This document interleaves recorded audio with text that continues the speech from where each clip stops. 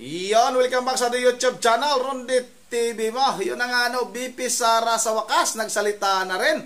At sinagot na nga itong patutsada ni First Lady Lisa Araneta Marcos kay BP Sara, na sinasabi ni First Lady Lisa Marcos na bad shot na siya sa akin. Yun na nga yung panayam ni Katunyeng kay Lisa Marcos. At yun na nga, ayon sa ating nabalitaan at sinabi ni Attorney Harry Roque, kaya pala itong si First Lady Lisa Marcos ay bad shot siya kay BP Sara dahil totoo kaya ito, mga kababayan, kayo na lang din yung bahalang umusga, ha? Sino ba yung mas maganda sa kanilang dalawa?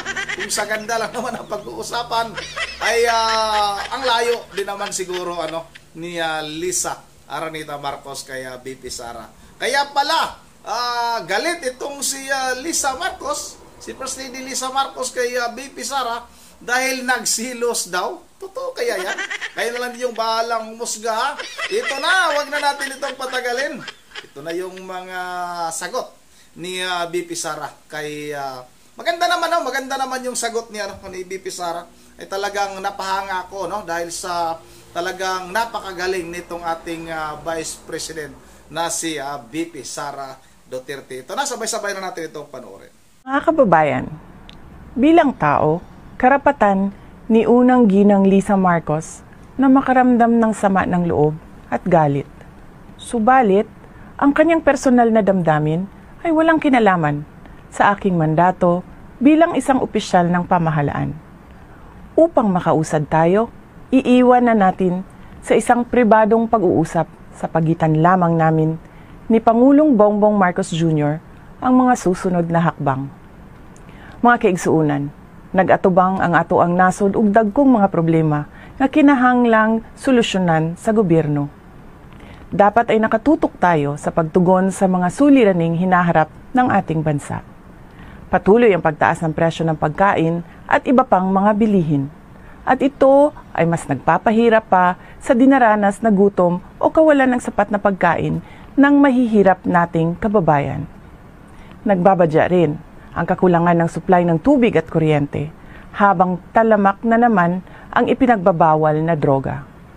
Samantala, hindi pa rin natatapos ang banta ng kriminalidad, terorismo at insurhensiya sa ating bansa. Kini ang mga butang na angay natong hatagan ug pagtagad. Unahin natin. Bad shot siya sa akin. Yan po ang matapang na binitawang salita ni First Lady Lisa Araneta Marcos laban kay VP Sara. At ang dahilan daw, pupunta sa rally, tatawagin ang presidenteng bangag at tatawa-tawa pa. Well, alam niyo po, ako po'y naroroon nung pagkakataon na yon. Yan po yung maisog rally sa Davao. Hindi ko po makakalimutan yan dahil ako habang nasa entablado, pina-acknowledge sa akin ang pagdating ni Senator Amy Marcos. So, in-acknowledge ko, so natputol yung aking talumpati sa entablado. Doon lang po sila nagkita ni Inday Sara. Nandun sa pagkalikod-likod talaga ng stage. Dahil nag-welcome lang doon si Inday Sara, walang sinabi, welcome lang at salamat sa inyong lahat. Tapos ang dumating na nga si Senator Marcos, doon sila sa likod. At talaga naman pong bago pa ako magsalita, nagingis-ngisa na yung dalawa. Kasi ganyan naman talaga yung dalawang yan. Parang schoolgirls pag nagkasama, nangisngisan. Yun pala, minasama yun ni First Lady. Bawal palang tumawa. At ang talagang sinabi niya, bad shot sa akin. Pero nang una ko napanood ko yan, bakit kaya ganun ang naging asta ng ating First Lady? Para bagang siya ay reyna, na kapag ikaw ay bad shot sa kanya, wala na mangyayari sa iyo. Kailan pa ba naging napaka-impluensya ng First Lady na kinakailangan good shot sa kanya ang Vice President? Siguro kinakailangan paalalahanan ng ating First Lady, Ma'am, bawal po ang titulo ng royalty dito sa Pilipinas. Wala po tayong hari at reyna na talagang sumasamba ang mga subjects niya. Hindi po ganoon ang demokrasya sa Pilipinas. Sa katunayan, ang meron lang pong mandato ay ang presidente, vice-presidente at iba pang mga halal na opisyales. Ang First Lady po, wala po yung mandato. At dahil wala pong mandato naman ng First Lady, parang hindi po tama na ang First Lady kinakailangan mag-approve sa gawain ng Vice President na merong mandato na mas marami pang ang mandato kaysa sa iyong esposo. Lalong-lalo na alam naman natin na hindi magiging presidente ang iyong esposo kung hindi rin dahil kay VP Sara. Unang-una, nagbigay siya kay PBBM para tumakbo bilang presidente. In fact, sinuway pa niya ang sarili niyang ama na nais siyang tumakbo ng presidente. Sinuway niya ang sarili niyang ama. Tapos ngayon, tatawagin yung bad shot siya kay VP. Bakit? Ano bang nawala kay PBBM nung siya tumakbo ng presidente? Di ba para ulit-ulit naman sinasabi ni PBBM, kailangan tumakbo na ako ngayon dahil matanda na ako, ito na huli kong pagkakataon. At pinagbigyan naman siya ni VP Sara. At wag naman sana magkaroon tayo ng amnesia dahil yung mga panahon na yon, lahat ng survey ay nagpapakita na mananalo sana bilang presidente ang VP Sara. Pero nagbigay siya sa iyong esposo. Dahil din naniniwala siya sa tawag ng pagkakaisa na sinira nyo naman, ginurakan nyo naman kayong dalawa po ni Mr. Speaker. Pangalawa, wag na po tayo magpatumpik-tumpik pa. Bago pa man magkaroon ng rally sa Maisog, bad shot na po sa inyo ang VP Sara. Di ba? Totoo naman na election pa lang, nung matapos kayo na parang nagkasayahan, nakainom, nagpadala kayo ng text ng video ni VP Sara na kumakanta. At anong sinabi nyo doon sa text na yon?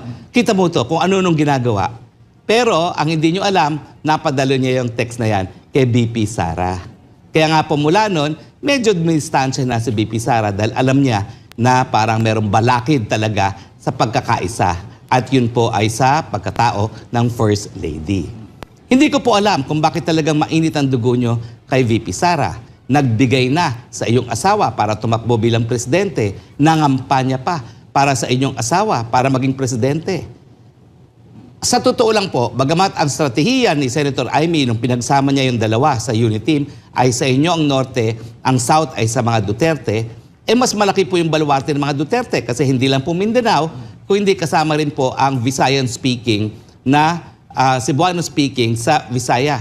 Ibig sabihin, ang hindi lang kasama sa baluarte talaga ng mga Duterte, yung mga Ilonggo speaking area. Kayo po, ang inyong baluarte, Ilocos Sur, Ilocos Norte.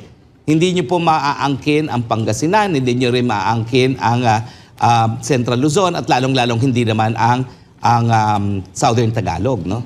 So kung tutuusin, mas malaking boto ang naibigay ni Inday Sara sa inyo kesa dun sa botong nakuha ni Inday Sara dyan po sa Region 1. Dahil si Inday Sara po buong Mindanao at yung Visayan-speaking area ng Visayas, Cebuano-speaking area ng Visayas.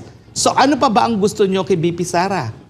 Tignan nyo naman po si VP Sara. Ihinambing nyo pa kay Lenny. Naku, tumaas po ang aking balahibo nung hinambing nyo kay Vice President.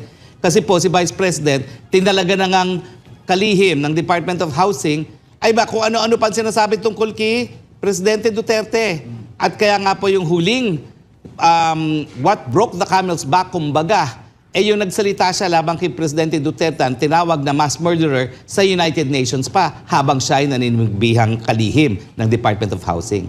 Wala pong ganyang gate sinabi si Inday Sara. Tahimik po siya, bagamat alam ko sa kanyang saloobin, marami silang hindi pinagkakasunduan at minsan lang siyang nagsalita sa publiko sa issue ng teroristang CPP, NPA at ang Peace Talks.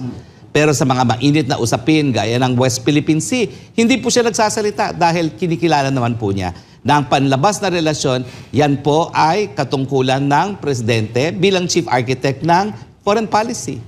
At bukod pa po doon sa hindi niya pagsang-ayon sa Peace Talks, wala na pong ibang sinabi pa ang VP Sara laban kay Presidente Bongbong Marcos. So hindi ko po maintindihan bakit sa tingin nyo dapat nagkakautaw sa inyo ang Vice President. Hindi po. In fact, dahil wala po kayong mandato, Madam First Lady, sa abogado, address to another abogado, wala pong obligasyon na magkautaw sa inyo ang Vice President. Kayo po ang may obligasyon na respetuhin ang Vice President dahil napakalaking mandato pong binigay sa kanya ng taong bayan. Hindi ba ho bilang abogado tayo sumumpa na itataguyod ang saligang batas? Kasama po sa saligang batas na ang Vice Presidente ang pangalawang pinakamataas na opisyalis ng lipunan ng ating sambayanan. Bakit hindi natin makuha na respetuhin ang ating sambayanan? Bakit hindi natin makuha na respetuhin man lang siya? Yung mga pagsasnab-snab niyo po, nangyari na po yun bago pa magkaroon ng maisog rally sa Davao. Kaya nga po ang aking sinabi ngayon, election pa lang, mainit na po ang dugo ninyo kay VP Sara. So wag na po tayong magkunwari. Tayo po'y magtapatan na dahil mukhang yan naman ang gusto nyong mangyari, magtapatan, ilabas ang inyong saloobin. Pero ma'am, hindi nyo naman kinakailangan aminin na bad shot na si VP Sara sa inyo. Dahil yung 2 beses na inisnab nyo siya, na parang siya ay kaluluwa lang na dumadaan, no? Na hindi nyo napansin, alam na ng taong bayan, hindi nyo gusto si VP Sara. Kaya lang, ang tanong, bakit? May mga nagsasabi, dahil nga, alam nyo naman, iba-ibang ating mga itsura, pero sa tingin ko naman, mababaw na dahilan yon. Pero hindi rin natin madideny, no? Napakaganda kasi nitong VP Sara. Ako naman po, sa akin personal na tingin, dahil nakita ko naman po ang asta ninyo at asta ni Presidente, wala pong mali siya si Presidente. Sigurado ako dyan. Miski ako po'y hindi sasang-ayon sa mga polisiya ngayon ng Presidente. Hindi ko po inaalis. Napakabait na tao at saka wala pong mali siya yan sa buto. Totoo po yan. Hindi ko po pagkakait kay Presidente yan. Pero kasi, miski wala siyang mali siya, touchy-touchy kasi siya nung eleksyon. Kaya tingin ko baka nagseselos ka rin, ma'am. Wala po talagang mali siya yun. At kay Inday Sara, wala rin pong mali siya yun. Ako po, mahal na mahal po ni Inday Sara ang kanyang esposo din na si Attorney Carpio, no? Talagang siya ay magiging emotionally lost kung hindi niya kasama ang kanyang esposo. And that's something that I think everyone knows na kakilala ang mag-asawang Carpio, no? So sa tingin ko po, baka naman feeling nagselos lang kayo. Kaya bad shot sa inyo si Inday Sara. Pero yun nga po sinasabi ko, sa panig ni PBBM, sa panig ni Inday Sara, wala pong mali siya talaga yon. At alam ko naman, kung tama naman ang sinasabi nyo, na hanggang ngayon, 34 years, nagda-date night pa kayo, di wala rin kayong dahilan para ma-insecure sa inyong relasyon kay PBBM. Di ba po? So sana po, bumalik na lang tayo doon sa pagiging abogado, pagiging civilized sa mga halal na mga opisyales, at least kapag harap-harapan, no?